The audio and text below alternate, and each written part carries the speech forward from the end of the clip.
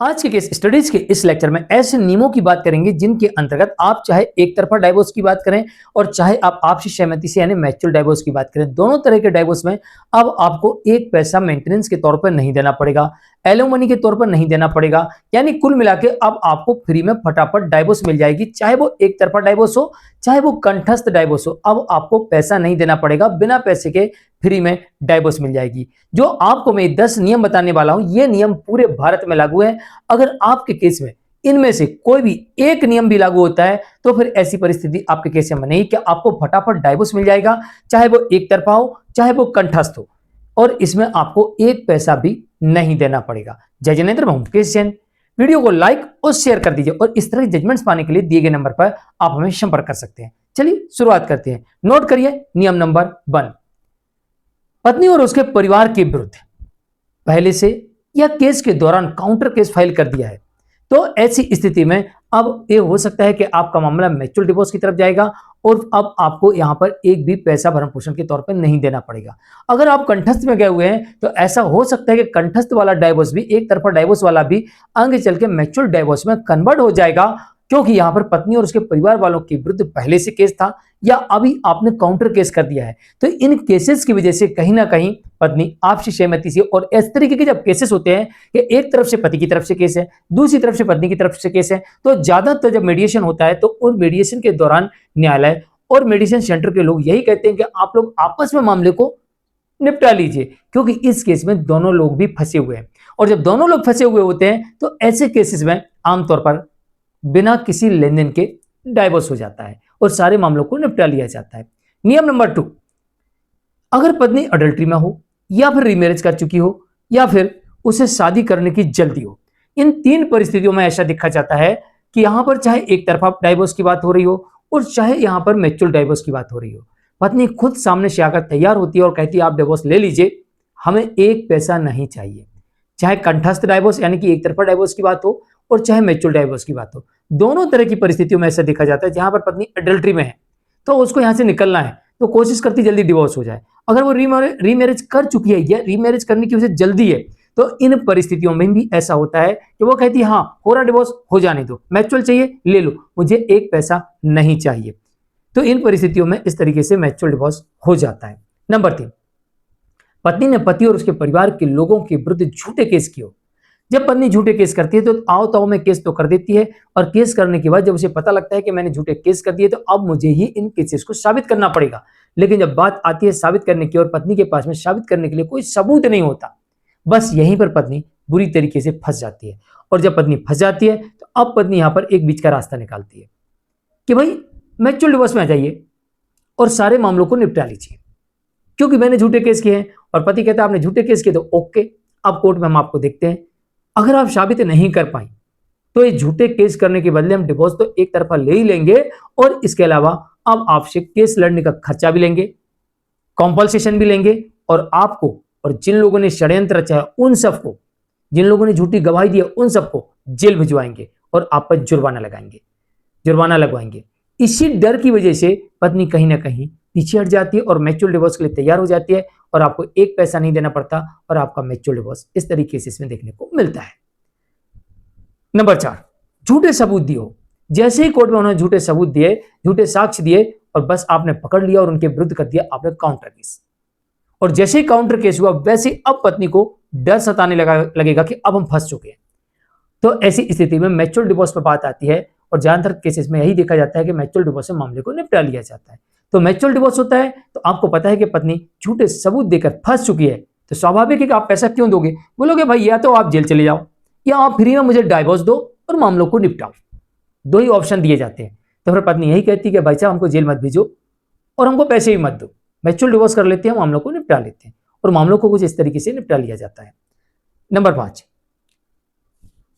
पति और उसके परिवार का उत्पीड़न क्या हो और इसका सबूत उनके पास हो। कई प्रकार का उत्पीड़न देखने को मिलता है, तो इसमें से कोई भी ऐसा उत्पीड़न हो सकता है कि जिसकी वजह से पत्नी और उसके परिवार के लोग फंस सकते हैं या सारे केसेस उनके विरुद्ध जा सकते हैं। तो दोनों ही परिस्थितियों में पत्नी और उसके परिवार के लोग बैकफुट पे आ जाते हैं और इस वजह से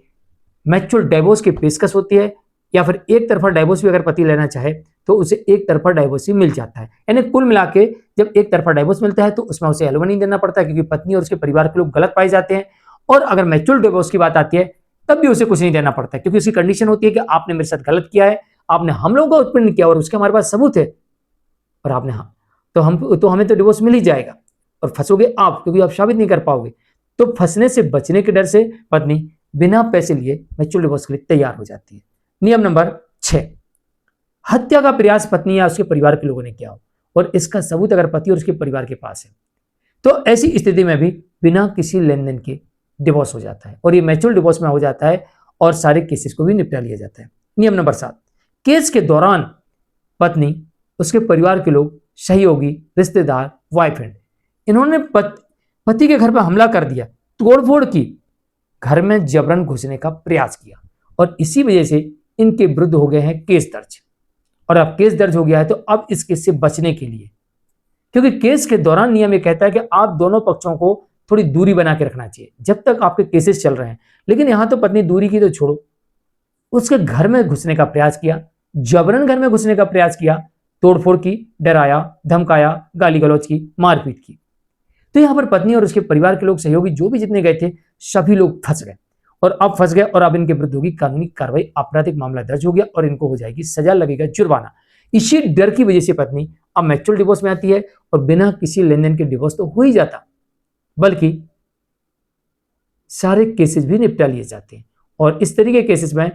कोर्ट भी आमतौर पर मीडिएशन में यही बात रखती है कि आउट ऑफ कोर्ट आप सेटल कर लीजिए, वरना आपको सजा हो सकती है, और इसी सजा की डर की वजह से कोर्ट के बाहर ही सेटलमेंट हो जाता है। नंबर 8, पत्नी ने केस किया और मेंटेनेंस की डिमांड की और उसे inter maintenance cancel, final maintenance cancel.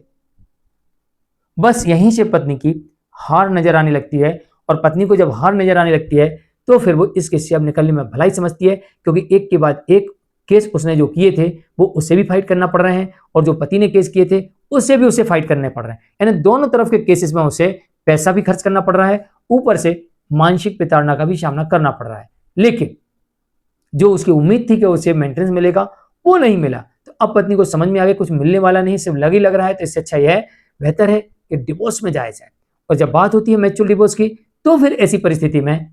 पति अपनी तरफ से कंडीशन रख देता है कि मैं एक पैसा नहीं दूंगा, आप तैयार है म्यूचुअल डिवोर्स के लिए तो ओके, और पत्नी की मजबूरी बन जाती है कि मैं एक के बाद एक केस हारते जा रही हूं, मुझे भरण पोषण नहीं मिला, इसका मतलब यह है कि अब मुझे कुछ नहीं मिलने वाला और मेरे को कहीं सजा ना हो जाए। तो इस डर से पत्नी और पैसे खर्च होने की वजह से पत्नी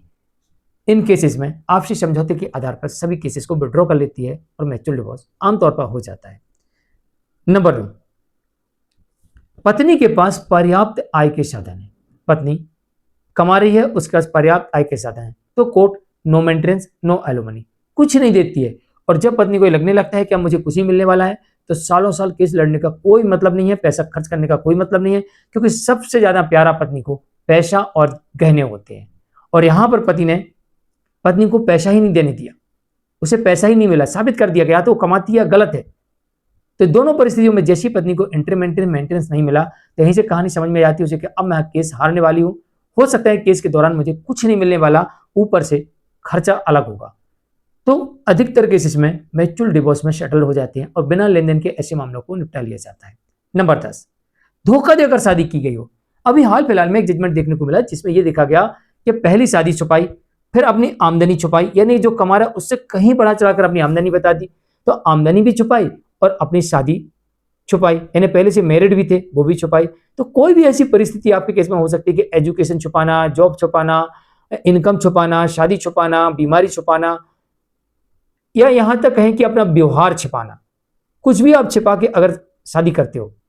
और ये आपके पार्टनर को पता लग जाता है, तो ऐसी स्थिति में यह माना जाएगा कि आपने धोखा दिया है और ऐसी शादी को शून्य भी किया जा सकता है। इस मामले में जिसकी मैं बात कर रहा हूं, उस मामले में शादी शून्य की गई हिंदू मैरिज एक्ट के सेक्शन 12 के क्लॉज 1 के क्लॉज सी के अंतर्गत, और कोर्ट ने माना कि पहली शादी छुपाना और अपनी इनकम को गलत बताना, कई मामले में तो एज भी गलत बताई जाती है, तो शादी छुपाना पहली और अपनी इनकम को गलत बताना, ये धोखाधड़ी है और इस आधार पर इस शादी को खत्म कर दिया गया, शादी रद्द कर दी गई। जब शादी रद्द हो गई तो पैसे की बात ही खत्म हो गई, कोई पैसा नहीं देना पड़ता, शादी रद्द होने पर ना मेंटेनेंस, ना एलोमनी, ना कॉम्पल्सेशन, ना लिटिगेशन चार्ज, कुछ नहीं लगता। सब खत्म। जानकारी कैसी लगी कमेंट में जरूर लिखिए, वीडियो को लाइक शेयर कर दीजिए। और ये 10 नियम मैंने आपको बताया, अगर इनमें से कोई भी एक नियम भी आपके केस में लागू होता है तो ऐसा हो सकता है कि आपका मामला म्यूचुअल डिवोर्स में कन्वर्ट हो सकता है या एक तरफा डाइवोर्स में भी जा सकता है। लेकिन ये भी हो सकता है कि आपको एक पैसा ना मेंटेनेंस के नाम पे देना पड़े, ना इंटर मेंटेनेंस के नाम पे देना पड़े, ना एलुमनी के नाम पे देना पड़े, ना लिटिगेशन चार्ज के नाम पे देना पड़े, और ना ही कंपल्सेशन के नाम पे देना पड़े। यानी एक पैसा भी आपको नहीं देना पड़े, सारे केस खत्म और डिवोर्स हो सकता है। तो आज के लिए इतना ही, नमस्कार।